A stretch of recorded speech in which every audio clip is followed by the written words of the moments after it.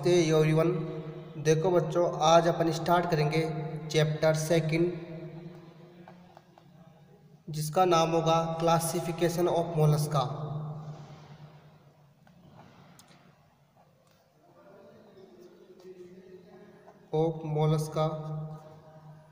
इसके अंतर्गत अपन क्लासिफिकेशन देखेंगे मोलस्का का।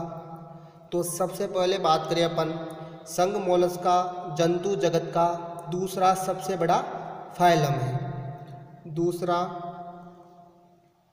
सबसे बड़ा फाइलम संघ मोलस्का होता है। और मोलस्का के बारे में जॉनस्टन नामक वैज्ञानिक ने मोलस्का संघ को वर्गीकृत किया। जॉनस्टन ने संघ मोलस्का को वर्गीकृत किया। इसके बाद देखिए अपन मेन कैरेक्टर्स यानी कि मुख्य लक्षण। संघ मोलस्का के लक्षण की बात करें अपन, इनके शरीर के चारों ओर कैल्शियम कार्बोनेट से निर्मित कवच पाया जाता है। संघ मोलस्का के जीवों में सेल के नीचे पतला मेंटल स्तर पाया जाता है। सेल के नीचे पतला मेंटल स्तर यानी कि इसे बोलते अपन प्रावार पाया जाता है। इनमें असमिति पाई जाती है यानी कि संघ मोलस्का के जीव असमित होते हैं। इसके अलावा इनमें उत्सर्जी अंग के रूप में बोजेनस के अंग किडनी पाई जाती हैं। बोजेनस के अंग व किडनी देखने को मिलती हैं। श्वसन अंग के रूप में गिल पाए जाते हैं। खुला परिसंचरण तंत्र पाया जाता है। खुला परिसंचरण तंत्र देखने को मिलेगा संघ मोलस्का के जीवों में। परिवर्धन प्रत्यक्ष व अप्रत्यक्ष पाया जाता है। निषेचन बाह्य या आंतरिक प्रकार का होता है। निषेचन बाह्य या आंतरिक प्रकार का होगा। संवेदी अंग विकसित होते हैं। आहार नाल विकसित जो मुख से लेकर गुदा तक पाई जाती हैं। पाचक ग्रंथियाँ सुविकसित होती हैं। संघ मोलस्का के कुछ जंतुओं में टोरिजन यानी कि एटन पाई जाती है, जैसा कि अपन ने देखा था पायला में। इस संघ के सभी वर्गों में रेडुला पाया जाता है यानी कि सभी में रेडुला देखने को मिलेगा संघ मोलस्का में। किंतु बाइवेल्विया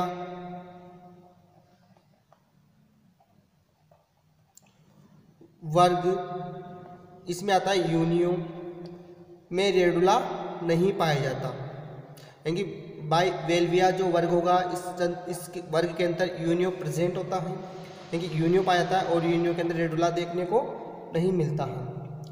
इनके कुछ सदस्यों में पैतृक संरक्षण पाया जाता है। इनका कवच जो होगा वो कवच कुंडलित रहता है। तंत्रिका तंत्र सुविकसित होता है जिसमें गैंग्लियन कनेक्टिव कमीशन पाई जाती है यानी कि तंत्रिका जो तंत्र होगा वह सुविकसित होता है संघ मोलस्का के जीवों का। इसके बाद देखिए अपन कि ये तो बात की अपन ने मुख्य लक्षण की, संघ मोलस्का के मुख्य लक्षण। अब देखेंगे अपन क्लासिफिकेशन मोलस्का का। तो क्लासिफिकेशन की बात करेंगे। संघ मोलस्का को कवच, गमन अंग यानी कि इनकी उपस्थिति के आधार पर निम्न प्रकार वर्गीकृत किया गया है। संघ मोलस्का को निम्न क्लास में डिवाइड किया गया है। तो बात करें अपन क्लास की, तो फर्स्ट जो क्लास होगी संघ मोलस्का की मोनोप्लेकोफोरा, इसके अंदर जो जीव होगा वो नियोपिलाइना पाया जाता है। दूसरी जो क्लास होगी एम्पीन्यूरा, एम्पीन्यूरा को दो सब क्लास में डिवाइड किया गया है, पॉलीप्लेकोफोरा और एप्लेकोफोरा। पॉलीप्लेकोफोरा के अंदर जो जीव आएंगे वह काइटन व कीटोफ्लूरा। एप्लेकोफोरा के अंदर कीटोडर्मा। तो एम्पीन्यूरा जो क्लास होगी वह दो सब क्लास में डिवाइड होती है। तीसरी क्लास की बात करें अपन स्केपोडा, स्केपोडा के अंदर कोई सब क्लास नहीं पाई जाती, इसका एग्जाम्पल होगा डेंटेलियम। अगली जो क्लास होगी गैस्ट्रोपोडा, गैस्ट्रोपोडा को तीन सब क्लास में डिवाइड किया गया है, प्रोसोब्रेंकिया, ओपिस्टोब्रेंकिया, पल्मोनेटा। प्रोसोब्रेंकिया के अंदर पैला, ओपिस्टोब्रेंकिया के अंदर डोरिस, पल्मोनेटा के अंदर लिग्निया। तो गैस्ट्रोपोडा के अंदर ये तीन सब क्लास पाई जाती हैं।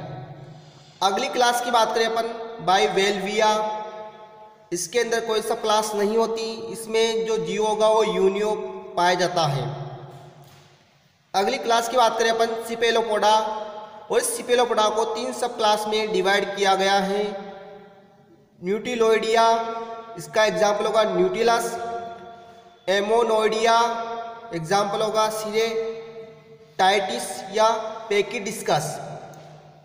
अगली सब क्लास होगी तीसरी सब क्लास सिपेलोपोडा की सिलोइडिया, इसका एग्जाम्पल होगा सीपिया या ऑक्टोपस। तो अपन इसमें सबसे पहले बात करेंगे मोनोप्लेकोफोरा। मोनोप्लेकोफोरा होंगे ये जो जीव होते हैं ये समुद्री जल में पाए जाते हैं, इनमें सेल प्रेजेंट होता है, शरीर लंबा व द्विपार्श्व सम्मित होगा। मोनोप्लेकोफोरा के जो जीव होंगे उनमें सिर स्पष्ट होता है, संवेदी अंग अल्प विकसित और रेडुला पाया जाता है। नियोपिलाइना जो होती है ये संघ एनेलिडा व संघ मोलस्का के बीच की योजक कड़ी मानी जाती है, नियोपिलाइना। अगली क्लास की बात करें अपन एम्पीन्यूरा, एम्पीन्यूरा को दो सब क्लास में बांटा।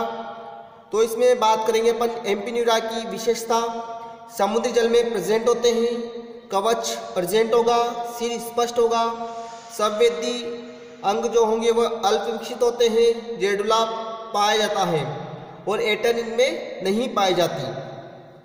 परिवर्तन प्रत्यक्ष होगा लेकिन लार्वा एब्सेंट होता है। तो दो क्लास देखे अपन, फर्स्ट जो क्लास होगी पॉलीप्लेकोफोरा।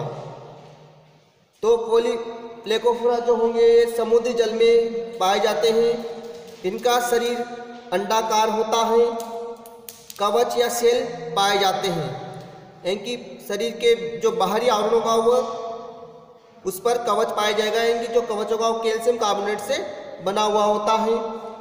इसके शरीर में 8 काइटिन की प्लेटें पाई जाती हैं, इनमें रेडुला भी पाया जाता है, संवेदी अंग अल्प विकसित होते हैं।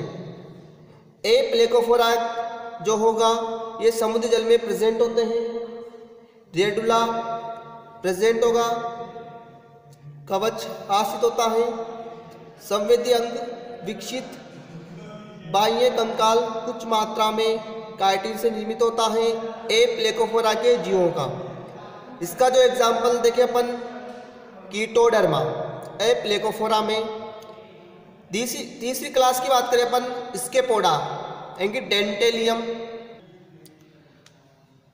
समुद्री जल में पाए जाते हैं, रेडुला प्रेजेंट होता है, शरीर लंबा व नलिका समान, शरीर के चारों ओर कवच प्रेजेंट, नेत्र अल्प विकसित, सिर स्पष्ट होता है, मुख के समीप 1 या 2 जोड़ी स्पर्शक पाए जाते हैं। एग्जाम्पल होगा डेंटेलियम यानी कि हाथी दांत।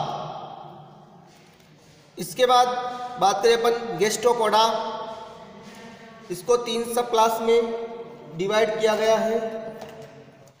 गैस्ट्रोपोडा को अपन नेक्स्ट क्लास में डिस्कस करेंगे। तो आज के लिए बस इतना ही। थैंक्स।